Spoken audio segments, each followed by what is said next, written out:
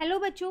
आज मैं आप लोगों को क्लास 8 की मैथ्स की जो आपके पास लेटेस्ट एडिशन की आर डी शर्मा की बुक है ना, उसमें जो आपके पास चैप्टर नंबर 1 है रैशनल नंबर्स, तो हमने ये चैप्टर शुरू कर रखा है।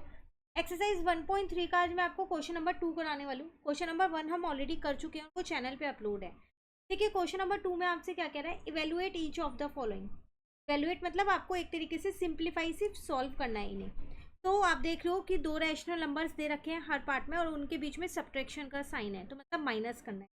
तो आपको पता है रैशनल नंबर्स तभी ऐड या सब्ट्रैक्ट हो सकते हैं जब उनका बेस जो डिनोमिनेटर है वो सेम हो, है ना। अगर सेम नहीं है तो पहले आपको सेम बनाना पड़ेगा और उसके बाद ही आप सब्ट्रैक्ट कर सकते हैं। तो चलिए शुरू करते हैं हम अपने फर्स्ट पार्ट से। तो 2/3 माइनस 3/5 है, बेस सेम नहीं है, तो मैंने यहाँ पर बेस सेम किया। तो यहाँ पर मैंने 5 से इंटू कर दिया और यहाँ पर मैंने 3 से इंटू कर दिया, क्योंकि 5 और 3 की टेबल में कॉमन नंबर 15 मिला मुझे, तो इसलिए मैंने इनमें 5 और 3 से इंटू करके नीचे का डिनोमिनेटर क्या किया, 15 बना लिया दोनों में। ये हो गया 9/15। अब 10 में से 9 जाएगा तो 1 बचेगा, अपॉन में 15 आ गया। ये आपका आंसर। जैसे ही डिनोमिनेटर सेम हो जाए तो आप रैशनल नंबर्स को माइनस कर सकते हैं। क्लियर। चलिए सेकेंड पार्ट में आपसे क्या कह रहे हैं यहाँ पर, माइनस का 4/7 माइनस 2/-3। देखो जो ये डिनोमिनेटर में माइनस है ना, सबसे पहली बात तो इसको यहाँ ले आओ, ये प्लस का हो जाएगा, माइनस माइनस मिलके प्लस हो गए और ये हो गया 2/3। अभी भी बेस तो सेम नहीं है, तो बेस सेम करने के लिए मैंने क्या किया, यहाँ पर 3 से इंटू किया ताकि डिनोमिनेटर 21 बन जाए, और यहाँ पर 7 से इंटू किया। आप सोच लोगे ये मेरे को पता कैसे चल रहा है कि किससे इंटू करना है, सिर्फ मैं क्रॉस में इंटू कर रही हूँ। जो इसका डिनोमिनेटर है उसको इसके साथ मल्टीप्लाई कर रही हूँ, जो इसका डिनोमिनेटर है उसको इसके साथ मल्टीप्लाई कर रही हूँ। ठीक है, तो ये हो गया माइनस का 12/21 प्लस यहाँ पर आ जाएगा 14/21। अब डिनोमिनेटर सेम हो गए तो अब आप माइनस कर सकते हो। 14 में से 12 जाएगा तो आपके पास 2 बचेगा प्लस का, तो 2/21 आपका आंसर। क्लियर है सेकेंड पार्ट। चलिए थर्ड पार्ट में आपसे क्या कह रहे हैं यहाँ पर, 4/7 माइनस -5/-7। देखो यहाँ न्यूमरेटर डिनोमिनेटर दोनों में माइनस है तो वो कट गए आपस में, तो अब आप पे बचा 4/7 माइनस 5/7। 4 में से 5 जाएगा, माइनस का 1, नीचे का 7 ऐसी है। इसके बेस पहले से ही सेम थे, इसलिए मुझे इनको सेम करने की दोबारा ज़रूरत पड़ी नहीं, डायरेक्ट माइनस कर दिया। क्लियर। चलिए नेक्स्ट में आपसे यहाँ पर क्या कह रहे हैं, फोर्थ पार्ट में आपको कह रहा है -2। देखो -2 के नीचे कुछ नहीं है तो हम 1 लिख सकते हैं। डिनोमिनेटर में हम 1 खुद से लगा सकते हैं, न्यूमरेटर में नहीं लगा सकते। ऐसे हमेशा न्यूमरेटर का ही नंबर आपको दिया होगा, डिनोमिनेटर का नहीं दिया हो तो आप नीचे 1 लगा लो। और यहाँ पर है -5/9। अगेन बेस सेम नहीं है, तो मैंने क्या किया, 1 को भी 9 बना दिया। इजली बन सकता है 9 से इंटू करके, ये 5/9 ऐसे। यहाँ आ गया माइनस का 18/9। ठीक है, यहाँ आ गया माइनस का 5/9। अब डिनोमिनेटर सेम हो गए तो आप न्यूमरेटर्स को सॉल्व कर सकते हो। दोनों माइनस के हैं तो आप क्या करोगे, इन दोनों को करोगे तो प्लस पर साइन लग जाएगा माइनस का, तो -23/9 आपका आंसर आ। क्लियर है। फिफ्थ पार्ट है -3/-8 माइनस -2/7। देखो ये माइनस से माइनस तो कट गया, तो 3/8 आ गया। ये दोनों माइनस मिलके प्लस हो गए तो ये आ गया 2/7। अब बेस सेम करने के लिए मैंने यहाँ पर 7 से इंटू कर दिया और यहाँ पर क्या किया, मैंने 8 से इंटू कर दिया।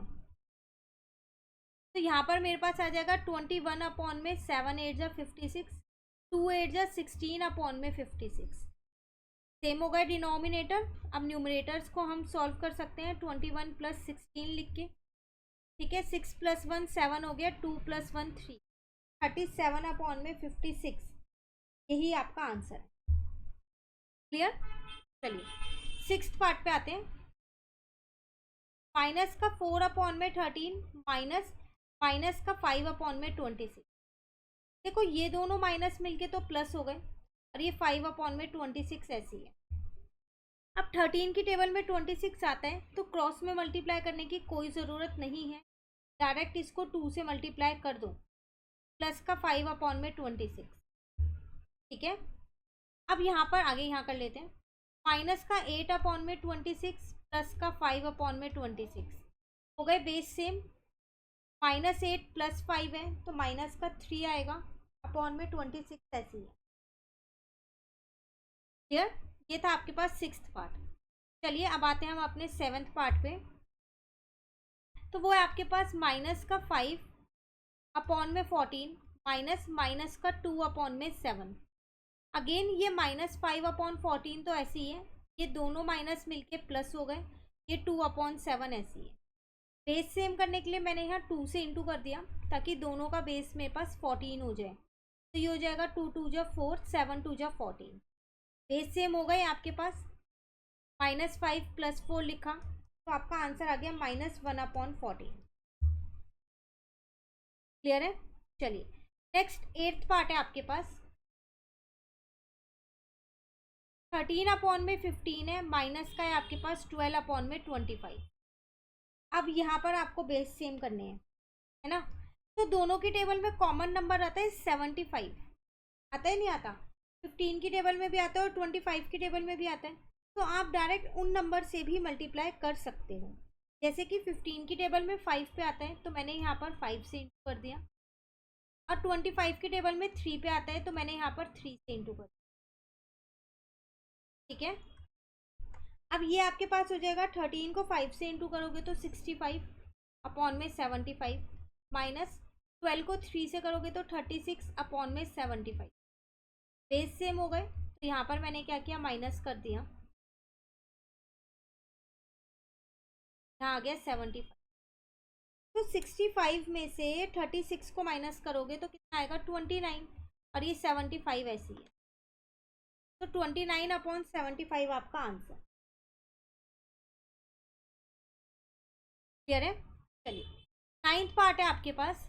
माइनस का 6 अपॉन में 13 माइनस -7 अपॉन में 13। ये दोनों माइनस मिलके तो प्लस हो जाएंगे, और ये 7 अपॉन 13 ऐसी है। पहले से ही बेस सेम है तो -6 + 7 लिख लिया, तो 1 अपॉन 13 मेरा आंसर है। क्लियर है? अब 2 पार्ट रह गए, ये दोनों पार्ट आपके लिए एक तरीके से होमवर्क है, तो आप इन दोनों पार्ट्स को खुद सॉल्व कीजिए और जल्दी से मुझे कमेंट करके बताइए कि इन दोनों पार्ट्स का क्या आंसर आया। देखते हैं कितने बच्चों का आंसर सही आएगा। प्लीज़ खुद से कीजिएगा, कहीं पर दिक्कत लगे वो भी आप मुझसे कमेंट करके पूछ सकते हैं। मिलते हैं नेक्स्ट क्लास में आगे के क्वेश्चंस के साथ। वीडियो अच्छी लगे लाइक ज़रूर करना, फ्रेंड्स के साथ इस वीडियो को प्लस इस चैनल को ज़रूर शेयर करना। इस चैनल पे एनसीईआरटी के सॉल्यूशंस तो अपलोड हैं ही, अब साथ के साथ आपको आर डी शर्मा के सॉल्यूशंस भी मिल रहे हैं। मिलते हैं नेक्स्ट क्लास में। Thank you.